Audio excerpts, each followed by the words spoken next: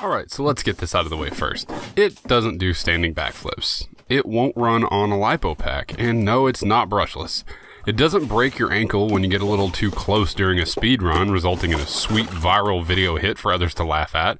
And it isn't hundreds of dollars. This little guy coming in at 1/12 scale will run you about $75 shipped to your door in a couple of days. At first glance, it's a very cool looking low slung monster truck, little Truggy style RC. Relatively large aggressive tires for a 12 scale, slick looking graphics, and a sweet wing because wings are rad. Let's dig deeper and see if you need to buy 34 of these or avoid them like your in-laws. Ba-doom boom. Now for your 7,500 pennies, you get a water-resistant, fully proportional steering 2.4 gigahertz brushed RC that runs on an included 800 milliamp lithium ion pack. Now, Li-ion packs don't have LiPo levels of punch, but with a Li-ion pack, you do get that steady power curve all the way to a voltage cutoff.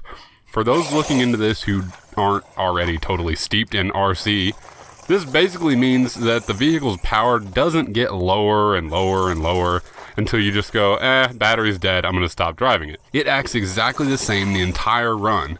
If you've ever driven an RC that the power runs off until you just stop driving it, think about that initial punch that you have on a fresh pack. That's what a Li-ion or LiPo pack feels like. It's just super punchy all the way through until the battery cuts off. And even when it does cut off, it will give you about 10 or 15 seconds of half speed to get the vehicle back to you in case it's way down the road or something like that. It just makes for a more fun RC, and typically at this price point you don't get something like this.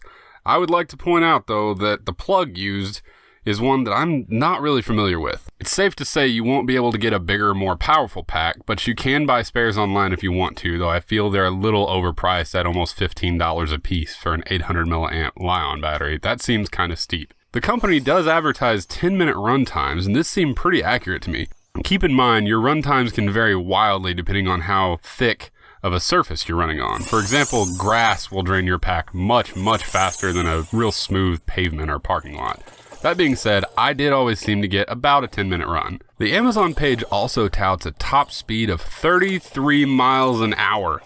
I don't have a way of clocking this thing's top speed exactly, but I'm pretty darn sure it isn't doing a double 3. I would ballpark it at maybe 20, 25, being a little generous, and that's on a perfectly smooth surface like a road or a parking lot. Honestly though, it feels plenty fast for the size and for the suspension system here. Now, speaking of suspension, it isn't a surprise really, but these are just plain Jane shocks. There's no oil inside. Again, being an entry-level vehicle, I'll kind of elaborate on what I mean by that. All higher-end RCs will have oil-filled shocks. This allows them to come back up from being compressed at a much more controlled rate. This is called spring dampening. Without this oil inside the shocks, they just go down and then just slap back up at exactly the same speed as you can see in the video here. This makes for a very unpredictable and erratic controlling vehicle. It is especially noticeable on things like loose gravel. Given the speed it goes, it isn't so bad that you're just going to traction roll and things like that, but it does make things feel pretty wild and out of control most of the time. The steering servo is decent enough that you can keep up with the bounces somewhat, but you're definitely not going to be doing super accurate tight turns and running in between pieces of playground equipment or things like that on rougher surfaces. It is fully proportional though, so when things aren't too bouncy, it does feel pretty excellent. As for the actual fun you get from just driving this little 3-pound or so rig, it's pretty dang solid. If I had gotten something like this as my first kind of almost hobby grade RC, I would have been thrilled. Now I'm saying almost hobby grade because there isn't much you can do in the way of upgrading, but I think that's kind of missing the point here. This isn't for someone like me, it's for someone who's just kind of curious about this great hobby of RC but doesn't want to try out a hobby with a purchase bigger than their car payment.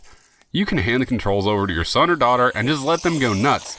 This thing passed the always scary test of letting my 3-year-old daughter drive it. She tried her hardest to kill trees with it, she jumped it on things that weren't even really jumps, ran it into some bricks around a flower bed, hit a couple of telephone poles, and she just couldn't kill it. It's just light enough that it seems to do that thing that the Traxxas Mini E-Revo does, of having such a weird power-to-weight ratio that it just kind of keeps it safe from impacts. In the end, I think the S912 would make an excellent gateway drug for someone looking to get into this hobby. and really just a cheap, cool addition to anyone's collection who's just looking for something to add that they won't have to work on. Thanks for watching. Now don't forget to thumbs up this video if you liked it, and subscribe if you want to see more that probably won't have anything to do with the topic discussed here. I mean, come on, it's in the name. I'm inconsistent. What do you think about the RC car? Do you like it? Yeah, because it's cool and it does stuff that's crazy. It does stuff that's crazy? Like what? Like when it flipped up to that tree. That was pretty cool. That was kind of a little bit crazy. And because it ran into the white flowers when it ran into there. Because it ran the flowers. Whoa!